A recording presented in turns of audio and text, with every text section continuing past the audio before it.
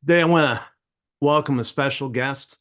I've been featuring different people in the healthcare industry that are making a difference, that are fixing some of the brokenness. And for those that know my story, there were many broken things that happened in my 3 month journey going through the hospital, and then even since then.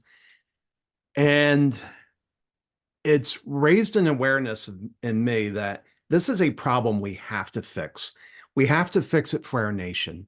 We have to fix it for our kids. And I've been running into a few people that are part of that solution. And today's guest, Matt Ohrt, is one of those.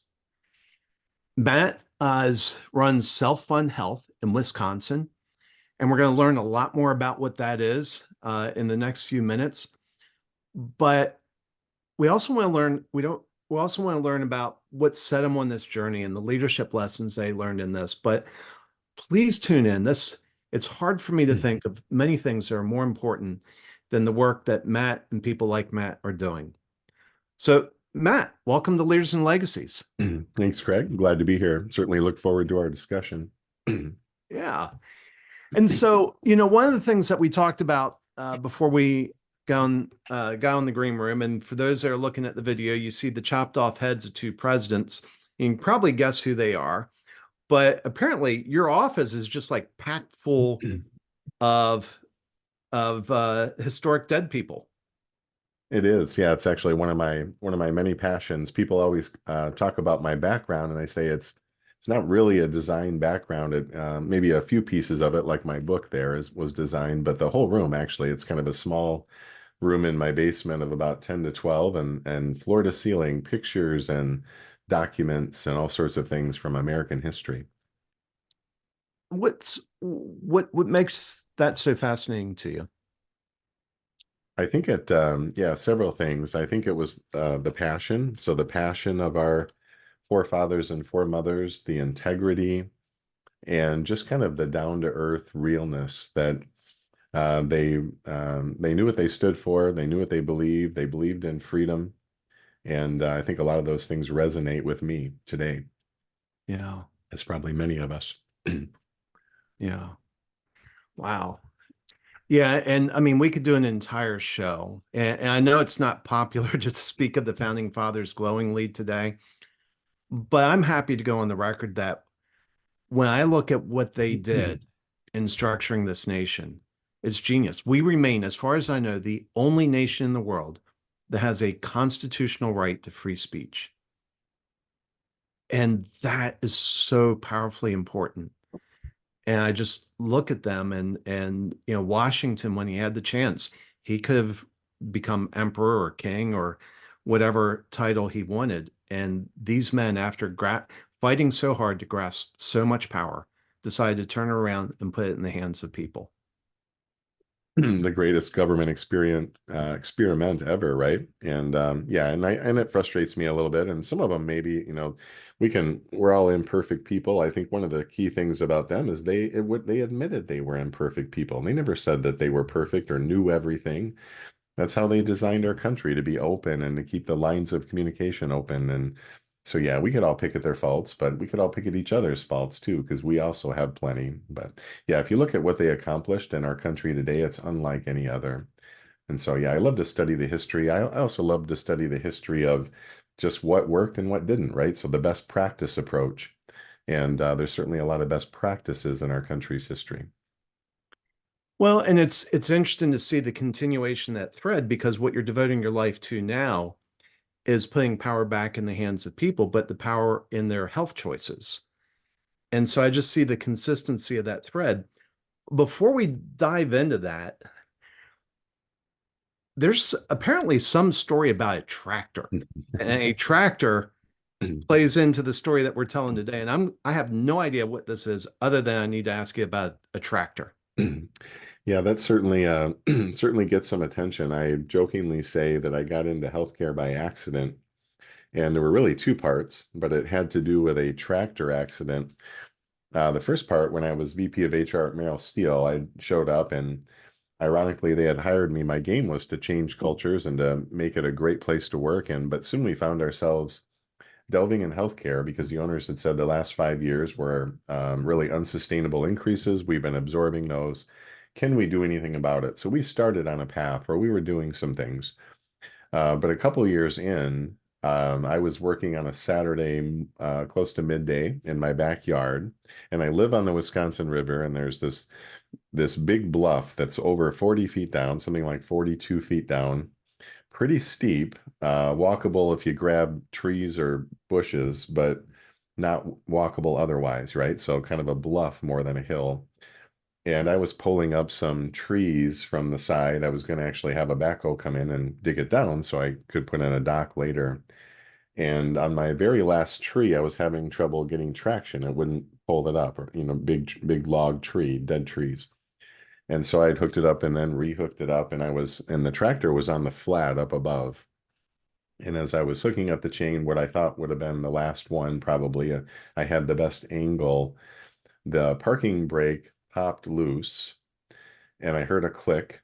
And so this was my restored tractor. It was a old Ford Workmaster 841, a 59.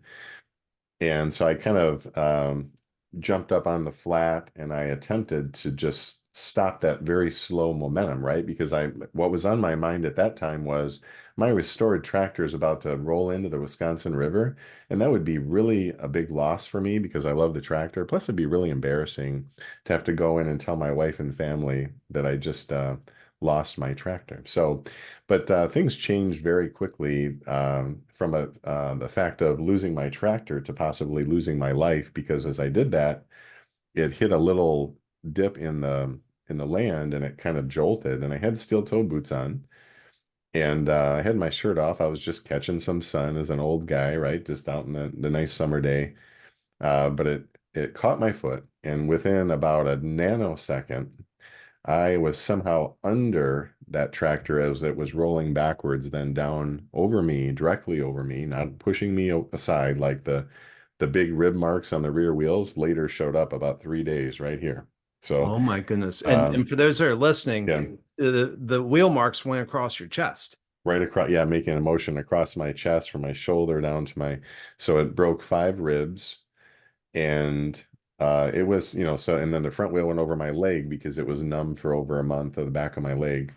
And then it was kind of like a blackout. I wasn't actually out, but as I was under that tractor and these like literally even thorn bushes and looked like I took lashings. There's actually a picture in my book of this, and I tell the story as part of just the brief introduction. But so if you want to read about the details, you can see that. Many are fascinated by that.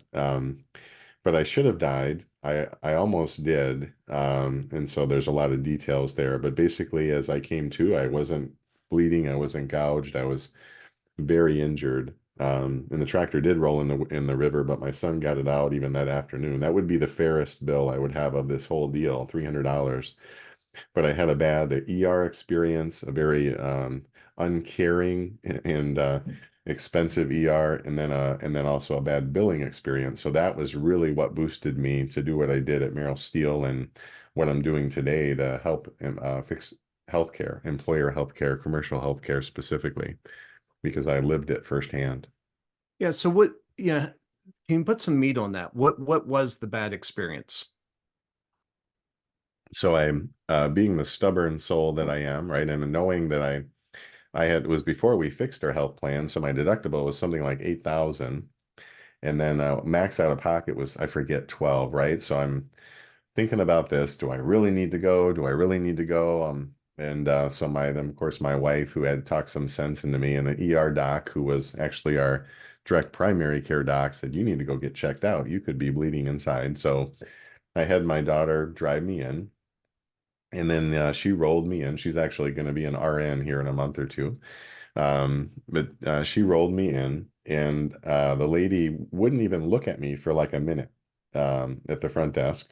And then she looked up and handed me a clipboard and said, fill this out. And I said, ma'am, I've just been run over by a 4,000-pound tractor. I could be really, really hurt. I need, and it still was an urgency even after that. Well, fill out the paper then. Like, wow. So, Mhm. and then I got in and they lit me up with CTs, which I'm told are about equivalent of like 100 X-rays. So I think I'm still glowing from that.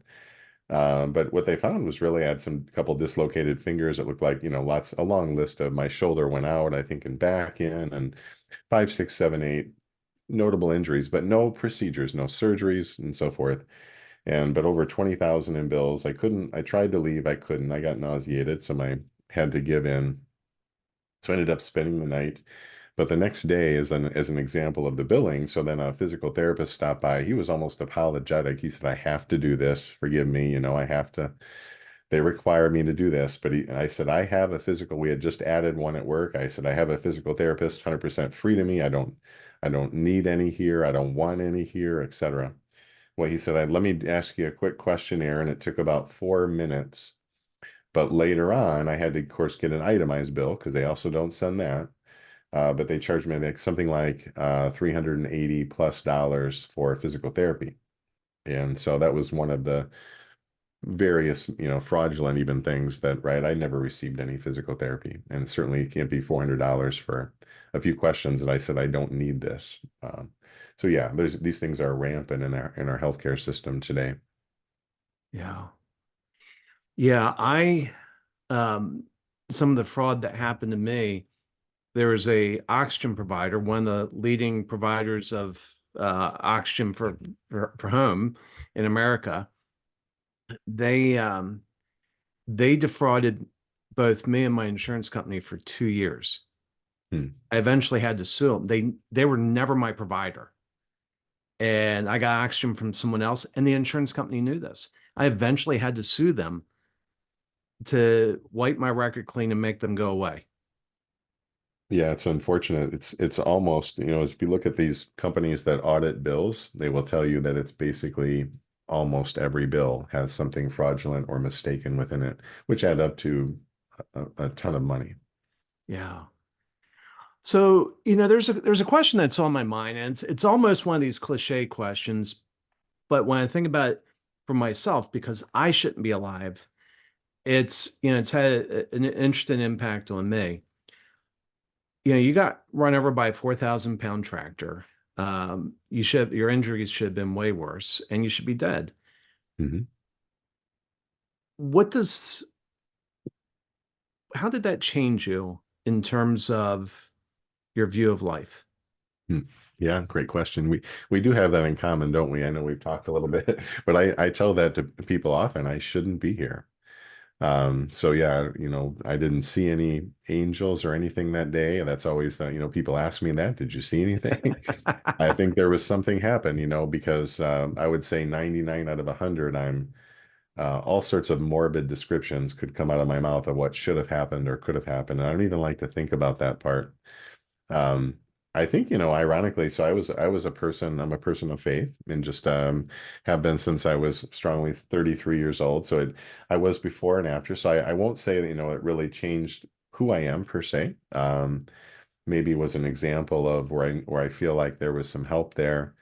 But it certainly changed me dramatically in terms of how I feel about healthcare and my motivation to fix it. I was motivated before. We were doing things. But after that, I ended up changing every single healthcare partner on our plan, which was five or six partners that I viewed as untrustworthy. And I said, I can't work with untrustworthy. I don't have time to watch you. I don't have time to pull you along. And I started doing comp disclosures and understanding how they were paid. And then I realized why they were being resistant or complacent, that they were being paid more from the other side, from the insurance side, than they were from me. And that was very clear to me as far as why they weren't being strategic or coming along. So when we changed partners, some amazing things happened. Yeah. I think for me, the change was kind of two things. One, I live with less fear than I used to. I didn't live with a lot of fear before, but I live with less fear now. Mhm. And the other is, I feel a responsibility to speak up for those that didn't make it. I should be dead. Mhm. And, you know, obviously that's some survivor's guilt speaking, but still meaningful of how will I live my life moving forward to speak up for those that didn't have the privilege. Mhm. I never, of course, I never imagined even after I'd healed and gone back to work, which the healing process was pretty amazing, but I never imagined that it would be part of a healthcare story and it was, or, anything like that. So as I reflected, I realized how much it had motivated me, and I put that in the book at the very end, just, not too long before publishing. But it's amazing how those experiences really affect our lives. I've always lived a very active life. And so I'm very thankful. Certainly, we had just adopted, we're foster parents. We had just adopted our first um, son. We have four kids of our own, and then our first adopted son like a month before.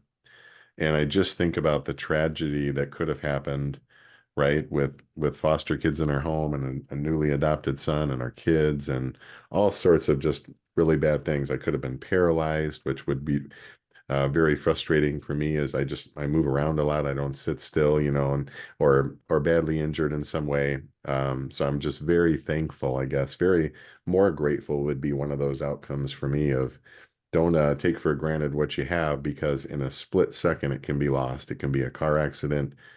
Uh, I certainly didn't. I had about five other things to do that day, and I'm like, I'll finish this task and I'll move on to the next. Well, life got interrupted, right? And for the next year or two, I was healing overall. Yeah. So eventually, you were VP of HR, but you eventually left that, and did you then start self-fund health? Yeah, in 2022, so we're starting our third year now. So as we built this self-funded plan, we were already self-funded. That's one of the mistaken things about companies being self-funded. It wasn't the way we were funding our plan that was the issue that was leading to high cost. It was our spend that we had to look at. Were we shopping for value? Did we have our design built in that we could get the best care at the best price? That was our gap, or we needed a medical strategy. But so that's what we built out. And so then we had saved about 20% off of our total plan cost. When I took over in 16, it was about $5.5 million. And so employees saved and their families saved about 20% of that. So they saved significantly. We got same or next day care. We got just higher quality care. And so we had this model, if you will, this ideal, this highest performing self-funded health plan that we then turned into self-fund health. We said we can go help. I met this guy from Madison. His name's John Barron. We said we can go help a lot of employers. This is the future of healthcare. The free market healthcare model is the future of healthcare for employers. And because we know how many employers are struggling today, which is nearly all of them. And employees go into these meetings and they hear about these horrible increases, their raises are gone. And we actually discovered a way to stop that mess. And so that was inspiring. Yeah. So roughly, what is self-fund health? Mhm. Who are you? Who do you help, and how do you help them? People often call us a broker advisor. We are not. We actually work through forward-thinking advisors, and that's so we are a health plan, and so that's a slight difference. There are some great advisors out there who are building plans, but we are this kind of standardized, high-tech, real-time data overseen by a nurse that's attached to each account, high support, hand-holding, high education health plan that takes a monopolized market and opens it up to a free market so that the shopper can shop, right? We use simple examples like you go to a restaurant, you're unconsciously evaluating the service and the food and whether it's hot or cold and how much it costs and how good it tastes. Same as when you shop for a car, when you go into Sam's or Costco and buy a TV, our power as shoppers is to walk away. And the healthcare industry has been monopolized that we're in network and we don't see the quality and we don't see the price until far afterward. And so our whole ability to shop has been removed, and therefore the healthcare industry can really run wild with it. A lot of people are waiting for them to fix these problems, the sellers of healthcare in different forms. And I will tell you firsthand, these aren't problems for them. Therefore, if you don't have a problem, you don't need to fix it. They're getting very wealthy. But the buyers of healthcare, the employers and the employees have a big problem at hand. They're driving toward a cliff and they're not pumping the brakes or turning the wheel. Those are the ones that need to solve this problem. Yeah. Well, and I ran into that once. I've been susceptible to chalazions, which are basically where you get like this big lump over your eyelid. And back during COVID, it just gotten so bad. I wanted to have somebody take care of it. And I'm on a high deductible plan. And I started calling around and they're like, well, you have to come in for a consult. I'm like, that's silly. It's a chalazion. Anybody who's seen a chalazion will say that's a chalazion. Lay back, we're going to lance it. Mm-hmm. And so that was the first negotiation. Then the next second negotiation was on the price. And I ran into one place that they never gave me a price, but based on what they said, the estimate I had was I was going to pay $800 there. I ended up finding a place that was, I think it was $230 or $250 in a very nice part of Austin, um, next to a very nice hospital. This wasn't some rusty needle joint, or rusty scalpel joint. Right.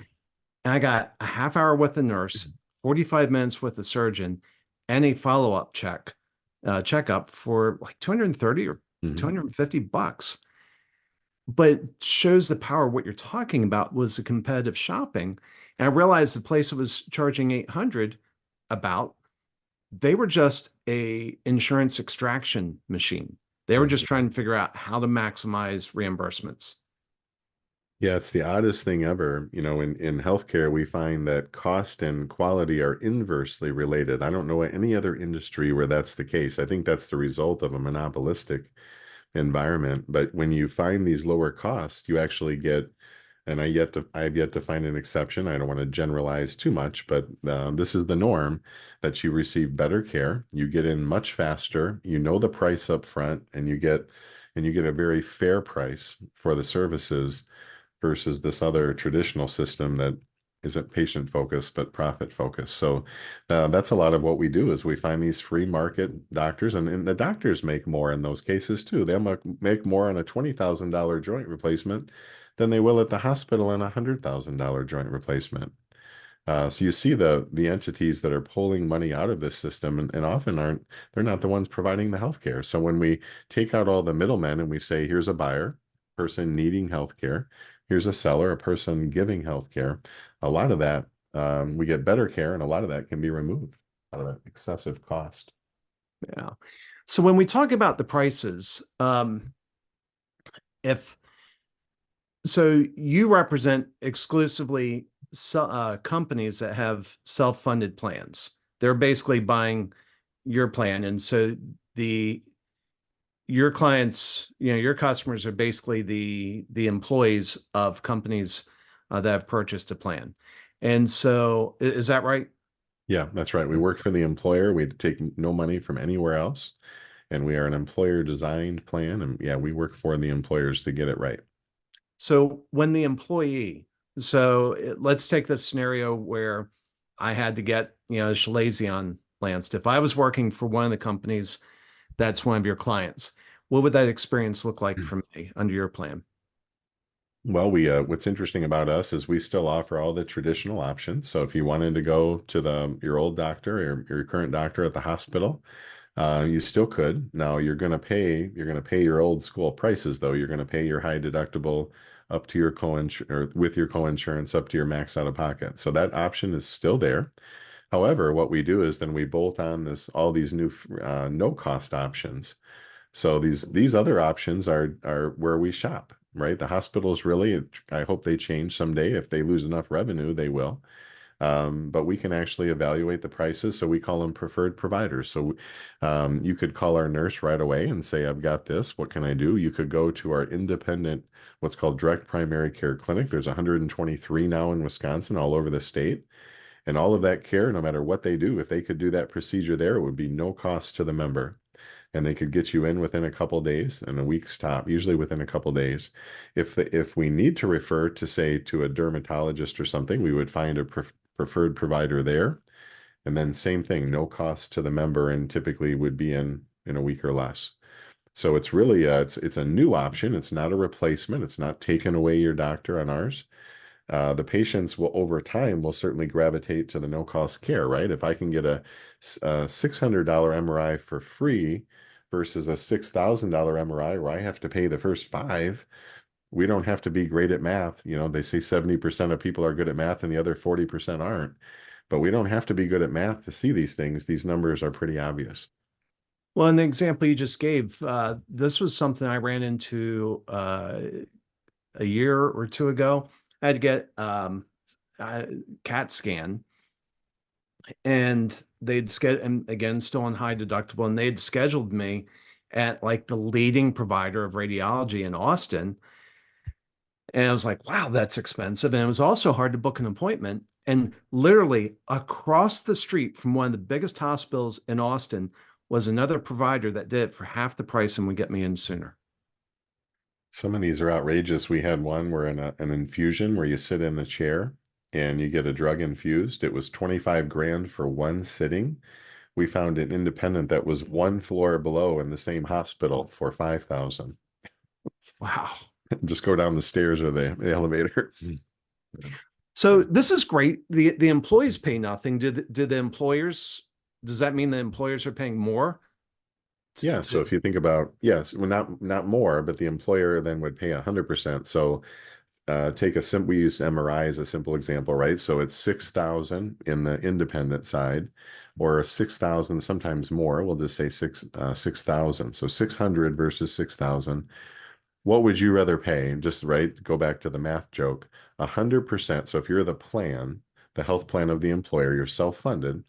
100% of 600, and the patient gets it for free. So the plan's paying all 600, or 80% of 6,000 plus the patient has to kick in their part, their deductible, right? So it becomes pretty easy math that it's a win for the plan and it's a win for the member. What a lot of people don't realize is they only look at what their card covers, which is fine. That's normal.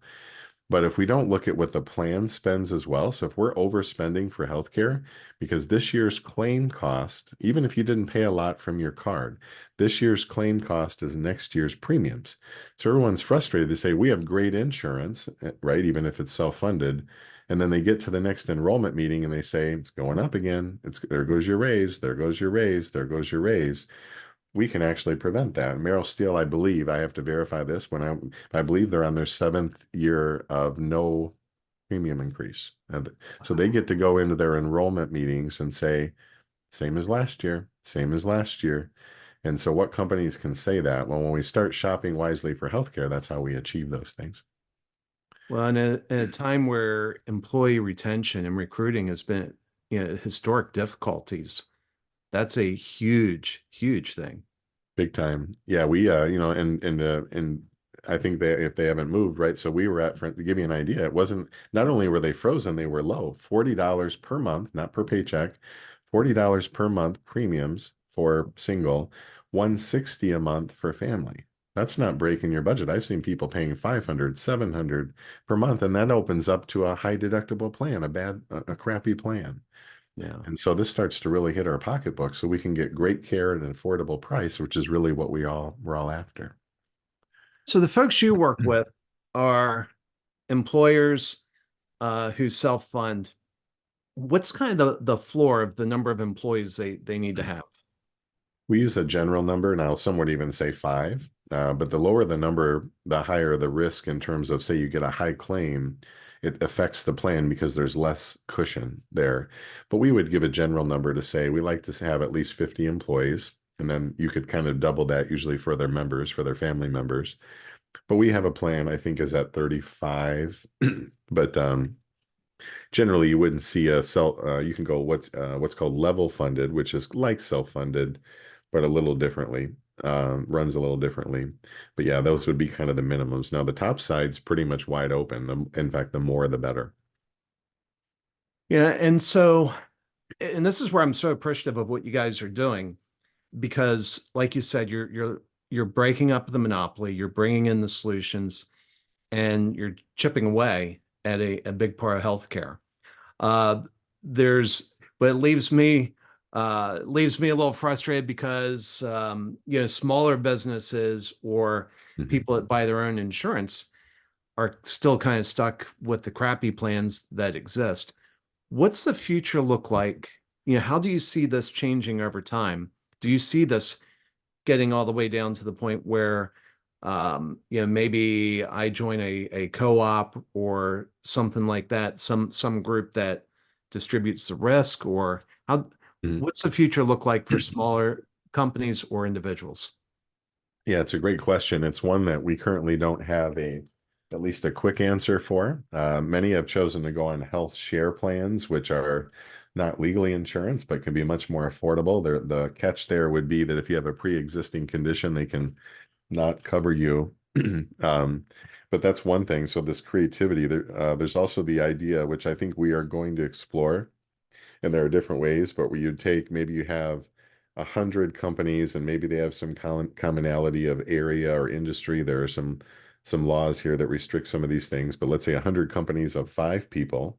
Well, now, but you have a group, and how could you bring those groups together and have them kind of share, but yet still have a good health plan, a good insurance coverage? I have not cracked that nut yet. I have not solved that one yet. Because I do have a heart for these smaller employers that are um, having some desperate acts. In some cases, if they lose their employees, they lose their business.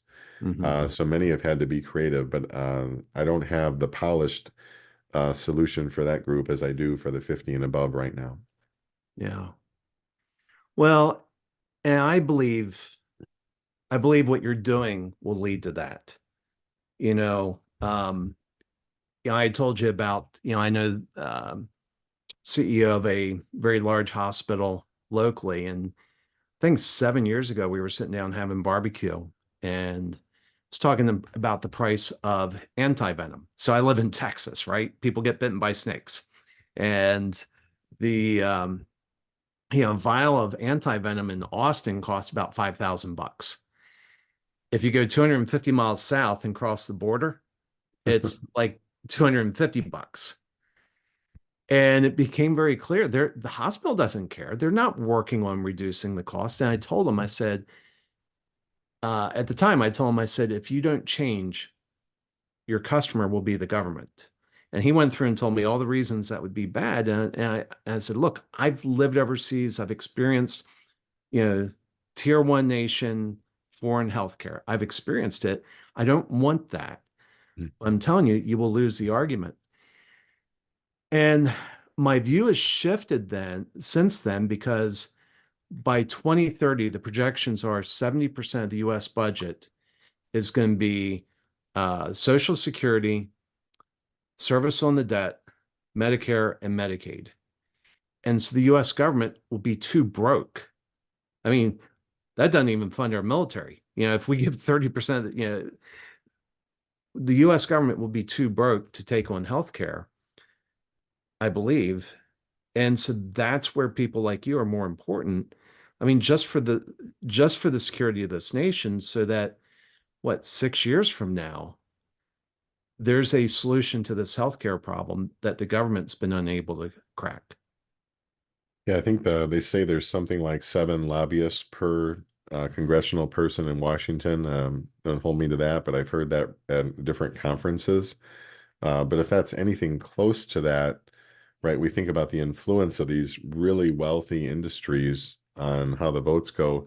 If we look at ACA, for instance, the Affordable Care Act, not only did it not do anything to make care affordable, it skyrocketed the affordability. What it really did was increased accessibility, which is fine, but it should have been labeled as such. And we see, I think, often a misunderstanding of what our issue is. So we always talk about who's going to pay for it, but we never talk about how much it is and the cost. The issue with healthcare is the cost that we have. We have 2 people. I testified in front of the Wisconsin Senate once, and I realized this the day after, that we have 2 parties sitting at a negotiation table. We have the sellers of healthcare, let's say the hospitals. You also have the independents, but in this case, the hospitals. It's natural for them to want the price to go up. We would expect that. They're the seller. Then we have insurance in the middle, but because of this wonky ACA requirement that said that they can only keep 10 or 15%, 15% for large of the medical loss ratio, meaning that they get to keep 15% of the claims of the premiums or other. So the only way that they make more, the only way that CEO goes in front of the board is to say claims or premiums went up, therefore we make more, right? So you have two parties that are so-called negotiating at a table, both want them to go up, and the payer's not even at the table. The payer's in the dark, just getting these bills that are sent after the service is performed, where there's no known prices, and we wonder why this is happening. And Yeah. it's the cost of healthcare that we must address, and that's exactly what we're doing in our plan, that we're shopping for value, just like, businesses, by the way, already have these skills. They already know how to shop for raw materials and products and even office supplies, as I joke in the book, right? Have you ever seen the office supply email? If you've been in the corporate world, please return your extra folders and staples and to the office supply room, which is just fine, by the way, right? Yeah. But we'll save, maybe we'll save $3,000, but yet we'll overspend for healthcare by 20 or 30, 40 or 40% of our second or third largest expense in the whole company, hundreds of thousands or millions, and never blink an eye and never realize that we just got ripped off by the industry. Wow. Well, Matt, I am so incredibly thankful for you. Uh, we need you. We need you to succeed. Um, how can people reach you? So my email is matt@selffundhealth.com. We also have the website, and we do offer a free book there as well. So if you want to visit the website, you can see that. So the book is called Don't Feed the Beast. Notice I didn't title it, and that's just part of the title. It's Save Your Company, Don't Feed the Beast, the Employer Healthcare Success Formula. It's a guidebook for advisors, employers, or doctors or others who want to fix the commercial side of healthcare. But notice I didn't say fight the beast. I'm not interested in fighting the beast. Just like our forefathers, they didn't want to fight, but they were willing to fight for their freedom. And I think the same is here. When we say don't feed the beast could be anyone. It's anyone who's not sharing prices or offering fair prices, or they're putting profits ahead of patients, etc. If we stop feeding those folks and we feed the practices that actually care about us, then it'll hurt the revenue of the other side, and they'll have to come back and share their prices and play fair. So we're not against anyone, but that's just how the book works. And so, yeah, that would be the best way to reach me on LinkedIn as well. You can find me. All right. Well, Matt Ohrt, thank you. Thank you for being part of the solution. I do hope people reach out to you. And I think you will succeed. Not only do you have to succeed, but I think you will succeed. And I want to thank you for being part of that. Thank you for being on Leaders and Legacies. Thanks, Craig. Yeah, traveling around the nation, by the way, in 17 cities in 2024. So if you're unsure, it's becoming very evident this is the future of healthcare. That's good to hear. Thanks for having me.